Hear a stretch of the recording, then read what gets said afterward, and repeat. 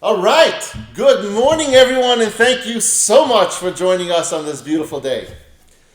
Today's shiur should be the Ilum Nishmas, our dear friend Menachem ben Yisrael Yaakov, my dear and beautiful aunt Rivka Bas Gavriel Tzvi, the Refuah Shalema, friend Meshulam ben Sarah Rachel, as well as the Refuah Shalema Miriam Bas Sarah. Now, we're starting today Perek Vav. Perek Vav is actually dedicated and focuses on the last piece that we learned in Perek Hay. So Perek Hay was about learning about the 7 distinctions of a person who's a Baal Bitachon and a person who lacks Bitachon today. Now, in this Perek, Rav Av notes that a person who takes the approach of the last piece that we spoke about, remember the last piece that we spoke about, we said it was talking about the priorities in life, and that a person who lacks bitachon does not prioritize doing things for Hashem. He prioritizes only his business, is only his learning, and not his learning, only his ishtadlus in his work, and that's what he prioritizes. And so in Perek Vav, he's going to focus solely on this last piece and explaining how foolish, he says, the absurdity of the approach of this person who takes this mindset that I have to first work to make money so I can sustain myself for the rest of my life, and then I'm going to go about and do things for Hashem. And so this is what we're going to focus on in Perek Vav. Now, Rav Av continues where he left off at the end of last Perek. It says, when one who works feverishly to amass savings, we're on page 248 for those who are following along. For those who amass feverishly to amass savings is asked, when you ask the person, when are you going to start preparing for Olam Haba? When are you going to start, doing mitzvahs and learning and davening and all that stuff for Olam Haba? When are you going to do that? The person answers, he says, when I have enough money saved up to support myself, my wife, my children for as long as I live, that's when I'm going to start doing things for Hashem. Rav Av addresses this attitude of such people.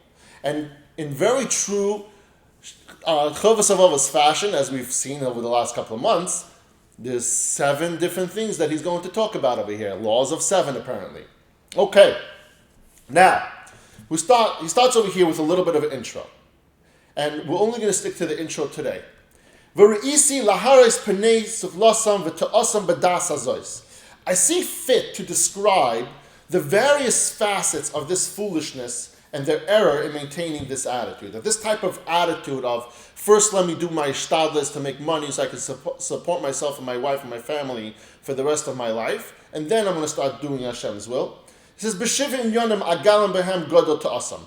I'm going to expose their great error in 7 different ways. V'im ya'archu devarenu, although our discussion may seem lengthy, he's warning us, just giving us a heads up, not warning, but giving us a heads up, that it's going to be a little bit lengthy. He's going into detail, but he says it will be worthwhile.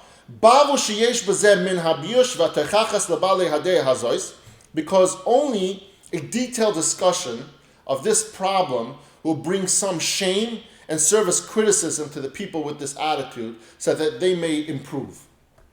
So he's saying just be a little bit patient because we really, really need to go into detail on this perek to discuss this concept. He says depicting their foolishness will bring them shame. And he's not trying to say shame. He says over here that the word techachas translates also to criticism. Criticism also means to bring them proof. He's not just trying to give them criticism, he's trying to show them proof in this matter. And it's trying to be really constructive criticism, not necessarily shame, but constructive criticism. He says, Veheim kaz bale hamishkanois. Such people, the way Rav Av says, the way he thinks about these people, they're part of a group called what he calls solicitors of security deposits. What is this? He says, their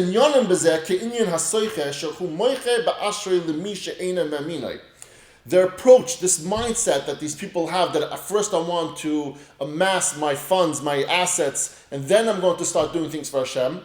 This approach is very similar to the person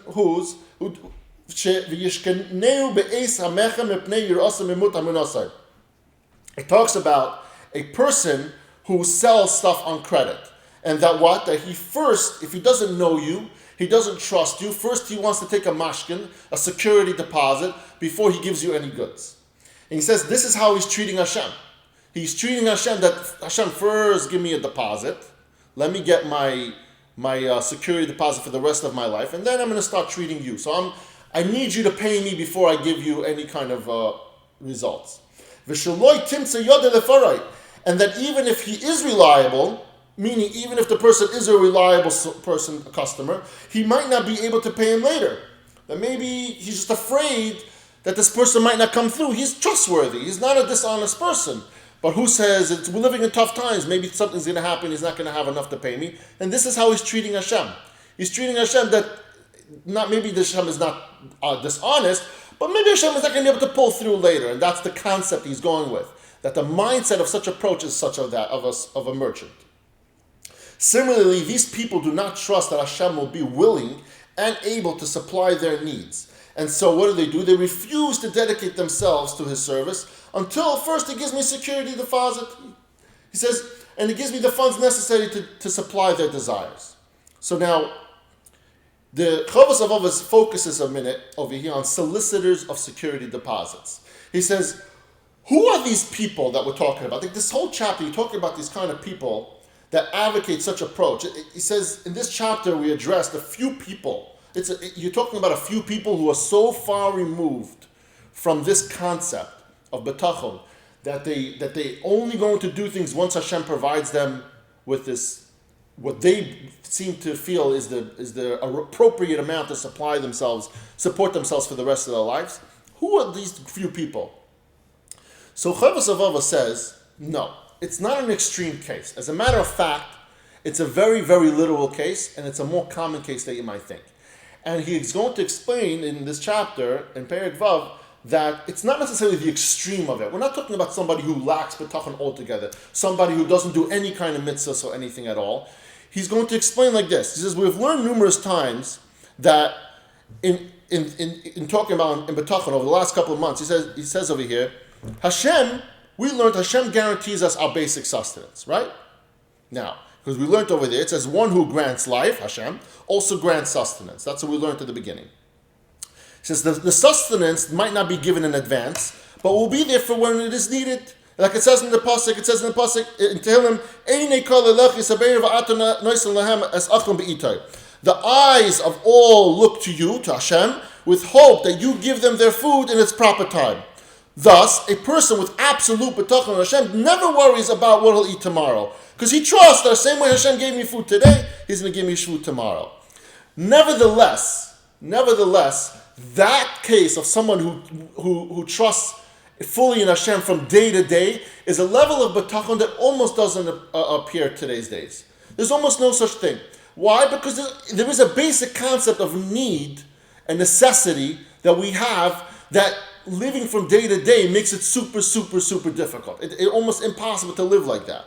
Nevertheless, most people have not attained that supreme level of bitachon, so they do worry a little bit about their needs sometime in advance. Maybe not a year in advance, maybe not like this extreme example of somebody who worries about it, for the entire life. He says, I want to build a business so I know that me, my grandkids, the daughters are going to be set to never have to worry in their life. That's extreme, but to a certain extent, we all go to work every single day. We all put away some money, a week's worth, a paycheck's worth, 3 months, 6 months security, a year of security. We all have different levels of what we deem fit.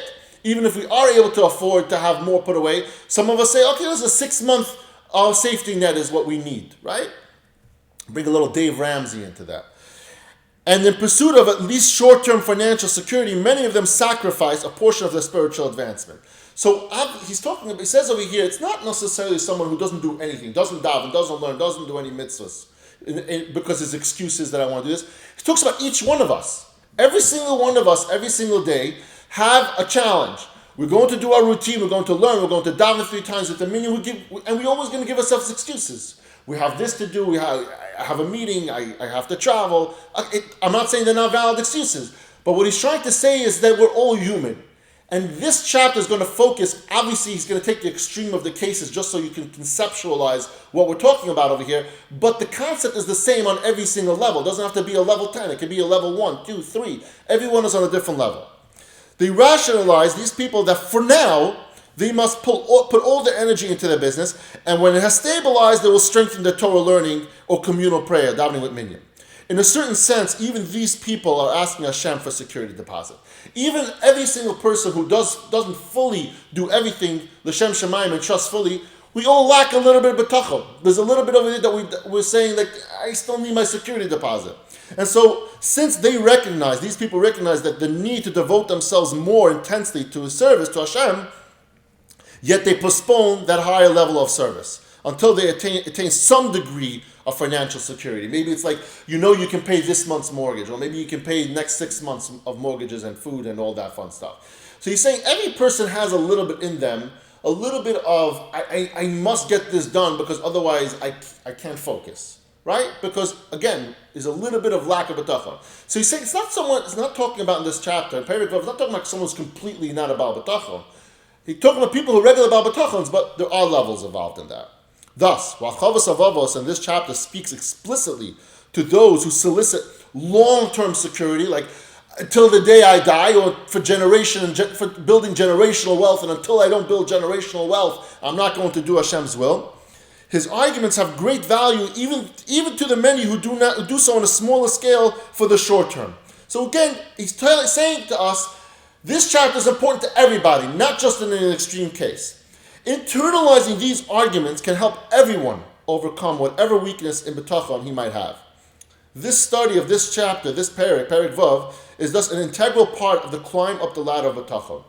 This Perek is going to be a very, very big one for everyone who's doing hishtadlus every single day, which everyone does.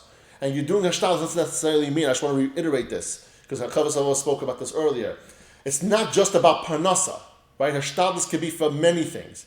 It could be for your relationships. It could be for health purposes. There's so many different things, mental health purposes, physical health purposes. There's so many different things that are involved that hishtadlus is required, and so that you shouldn't let go, even for the littlest bit, bitachon, in lieu of this hishtadlus. Because we have to remember the hishtadlus is something that Hashem just asks us to do, but at the end of the day, it's Hashem who's going to make it happen. And so tomorrow, we're going to start learning the first of the 7 different refutations that he talks about, why this mindset of someone who wants to first work, do hishtadlus, and then come back to doing Hashem's will, why that is so convoluted. Thank you, everyone, for joining us today. I so appreciate it, and I love you all.